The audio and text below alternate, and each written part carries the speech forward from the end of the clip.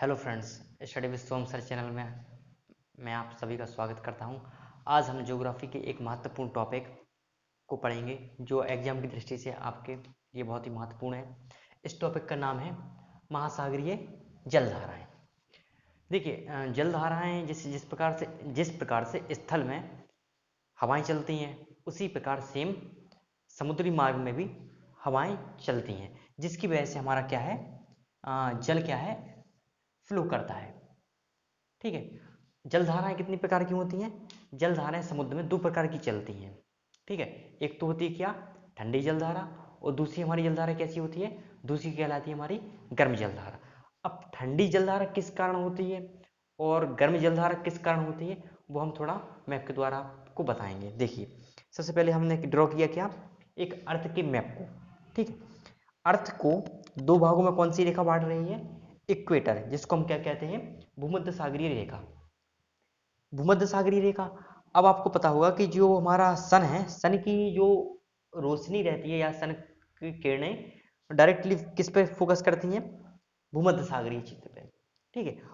और इक्वेटर की, जिस इक्वेटर के ऊपर कर्क रेखा है, नीचे मकर रेखा है। यहाँ पर 23.5 डिग्री पर हमारी क्या कर्क रेखा कहलाती है, 23.5 डिग्री पर मकर रेखा। इससे ऊपर वाले क्षेत्र को हम क्या कहते हैं, ये हमारा कहलाता है उष्णकटिबंधीय क्षेत्र। ठीक है। इससे ऊपर वाला हमारा क्षेत्र कहलाता है क्या, शीतोष्ण कटिबंधीय। देखिए, शीतोष्ण कटिबंधीय का अर्थ क्या होता है? देखिए, सबसे पहले उष्ण कटिबंधीय का अर्थ समझिए। उष्ण कटिबंधीय का अर्थ हमारा होता है कि जहां पर गर्मी ज्यादा पड़ती है। गर्मी कब ज्यादा पड़ेगी? जब डायरेक्टली सूर्य की किरणें उस क्षेत्र पर, अगर जिस क्षेत्र पर पड़ती है, उस वहां पर ज्यादा गर्मी पड़ेगी। ठीक है। उस क्षेत्र को हम क्या कहते हैं, उष्ण कटिबंधीय क्षेत्र। जो उष्ण कटिबंधीय क्षेत्र होता है वो हमारा 23.5 डिग्री नॉर्थ और 23.5 डिग्री साउथ के बीच का क्षेत्र हमारा उष्ण कटिबंधीय क्षेत्र कहलाता है। ठीक है। अब इससे जो ऊपर का क्षेत्र है और 66.5 डिग्री के, 23.5 डिग्री 66.5 डिग्री नीचे वाला क्षेत्र नॉर्थ में, और 23.5 डिग्री से 66 डिग्री साउथ में, इन दोनों वाले क्षेत्र को हम क्या कहते हैं, शीतोष्ण क्षेत्र। शीतोष्ण का अर्थ होता है जहां शीत भी हो, थोड़ा उष्ण भी हो, मतलब दोनों चीजें हों।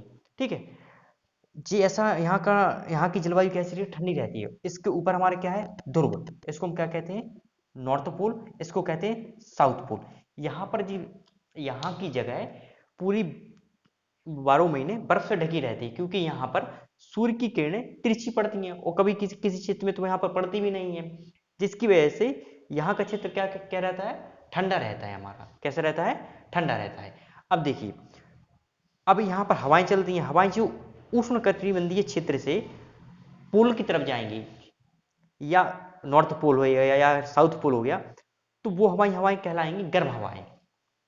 जो हवाएं हमारी उष्ण कटिबंधीय क्षेत्र से पोल की तरफ जाती हैं या शीतोष्ण क्षेत्र की तरफ जाती हैं, तो वो हमारी कहलाती हैं गर्म जलधाराएं। ठीक है। और दूसरी जलधाराएं ठंडी जलधाराएं। दूसरी ठंडी जलधाराएं कौन सी हैं? जो हमारी हवाएं पोल से, जहां पर बर्फ ही बर्फ है, वहां से जो उष्ण कटिबंधीय क्षेत्र की तरफ आएंगी, तो उनको हम कहेंगे ठंडी जलधाराएं। ठीक है। अब देखिए, इसको हमने वर्ल्ड का मैप ड्रॉ कर दिया। वर्ल्ड के मैप में आपको पता ही होगा कि ये हमारा एशिया है। एशिया में ये हमारा भारत है।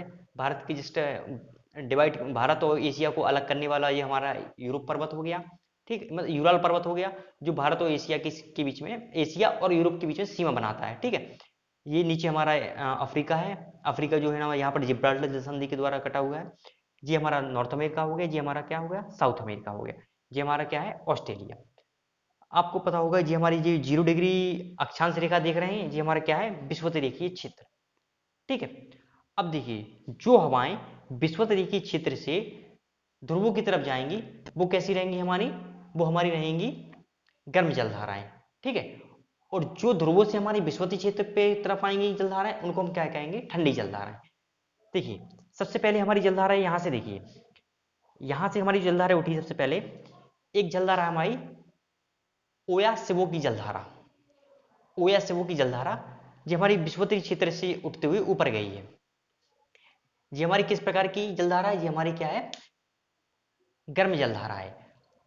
अब देखिए, क्वेश्चन इसमें दो तरीके से पूछते हैं। एक तो पूछते हैं जलधारा का किसी का नाम दे दिया, तो हमको बताना पड़ेगा कि ये गर्म जलधारा है या ठंडी जलधारा है। ठीक है। एक तो इस तरीके से क्वेश्चन पूछते हैं एग्जाम में। दूसरा क्वेश्चन जो पुटअप होता है वो इस तरीके से होता है कि उसमें पूछा जाएगा कि ये गर्म जलधारा किस महासागर की है या ठंडी जलधारा किस महासागर में उठती है, तो हमको वो भी बताना पड़ेगा। ठीक है, अब देखिए जैसे कि हमें ज्ञात है कि इस जगह के north America, south America, Europe, Africa के बीच के क्षेत्र हमारा कैसा है, अटलांटिक महासागर है। इस क्षेत्र में क्या है हमारा, अटलांटिक महासागर है। एशिया के इस तरफ हमारा क्या है, प्रशांत महासागर है। नॉर्थ अमेरिका और साउथ अमेरिका के इस तरफ का क्षेत्र कैसा है हमारा, प्रशांत महासागर है। जो हमारी ओयासिबो की जलधारा है वो हमारी कैसी है, गर्म जलधारा है एक तो, और दूसरी कहां पर जलधारा उठती है, ये हमारी है ना प्रशांत महासागर की जलधारा है।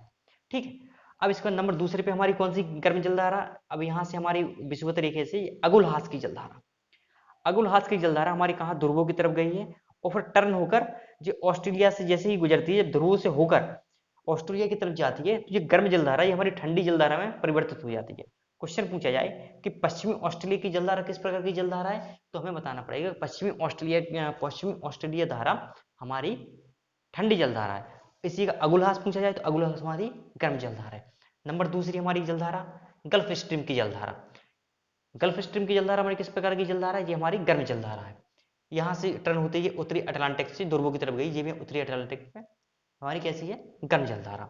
इसके बाद यार नीचे आइए, दक्षिण अमेरिका में इस क्षेत्र में है ना ब्राजील देश पड़ता है, जिसकी वजह से यहाँ जो जलधारा उठती है उसको हम ब्राजील की जलधारा कहते हैं। जो उठी कहाँ से है, ये हमारी विषुवतीय क्षेत्र से उठी हुई है, इसलिए ये हमारी ब्राजील की जलधारा कैसी होगी, ब्राजील की जलधारा भी हमारी गर्म जलधारा होगी। ठीक है, इसके बाद यहाँ पर आएंगे प्रशांत महासागर का जो अलास्का वाला क्षेत्र है, आपका ये नॉर्थ अमेरिका वाला, यहाँ पर नॉर्थ अमेरिका अलास्का जगह होने की वजह से इस जलधारा का नाम हमारे अलास्का पड़ गया। उठी है जलधारा कहाँ से, विषुवतीय क्षेत्र से, इसलिए ये हमारी अलास्का की जलधारा किस प्रकार की जलधारा है, अलास्का की जलधारा भी हमारी गर्म जलधारा होगी। ठीक है, हमने गर्म जलधारा के विषय में पढ़ लिया कौन कौन सी। अब इसके बाद हम ठंडी जलधाराओं के विषय में पढ़ेंगे। देखिए ठंडी जलधारा कहाँ, ध्रुवों से विषुवतीय क्षेत्र को जो आएंगी उसको हम क्या कहेंगे, ठंडी जलधारा। सबसे पहले हमारी यहाँ से ध्रुवों से आई हुई है, यहाँ पर उत्तरी अमेरिका में कैलिफोर्निया जगह पड़ती है।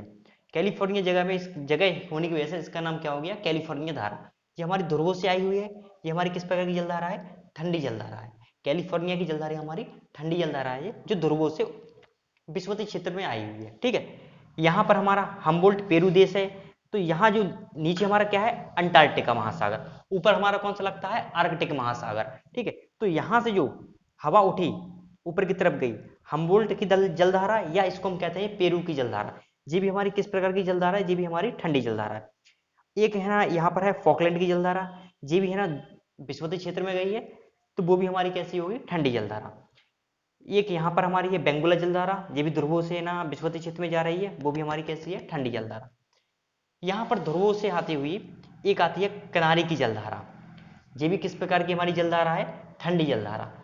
एक आती है लेब्राडोर की जलधारा। अब देखिए जहां पर गर्म जलधारा और ठंडी जलधारा दोनों एक जगह मिलती हैं, तो वहां पर एक है ना, एक प्लैंकटन नाम की घास पाई जाती है, जिस प्लैंकटन नामक घास को खाने के लिए मछलियां वहां पर इकट्ठी होती हैं, तो उस क्षेत्र को मत्स्य पालन के लिए ज्यादा पॉपुलर माना जाता है। जहां पर भी गर्म जलधारा और ठंडी जलधारा एक होगी तो मत्स्य क्षेत्र बन जाता है। ठीक है, अब इसके बाद एक हमारी क्यूरेशिया की जलधारा हो गई, ये भी आपकी है ना ठंडी जलधारा है, और यहाँ पर भी एक क्षेत्र बनता है मत्स्य क्षेत्र, यहाँ पर जापान के पास यहाँ पर जो क्षेत्र बनता है, यहाँ पर ओयासिबो और क्यूरेशिया की जलधारा मिलती है। ठीक है, ये भी हमारी ठंडी जलधारा। देखिए ये महासागरीय जलधाराओं का टॉपिक ऐसा है, जो आप किसी भी वनडे एग्जाम में बैठ रहे हैं, चाहे सुपर टेट दे रहे हैं या लेखपाल दे रहे हैं या एनटीपीसी दे रहे हैं, कहीं ना कहीं इसमें एक ना एक क्वेश्चन आपसे पूछ लिया जाएगा। ठीक है, इसके बाद जो नेक्स्ट टॉपिक होगा वो हम नेक्स्ट लेक्चर में पढ़ेंगे। धन्यवाद। ठीक है।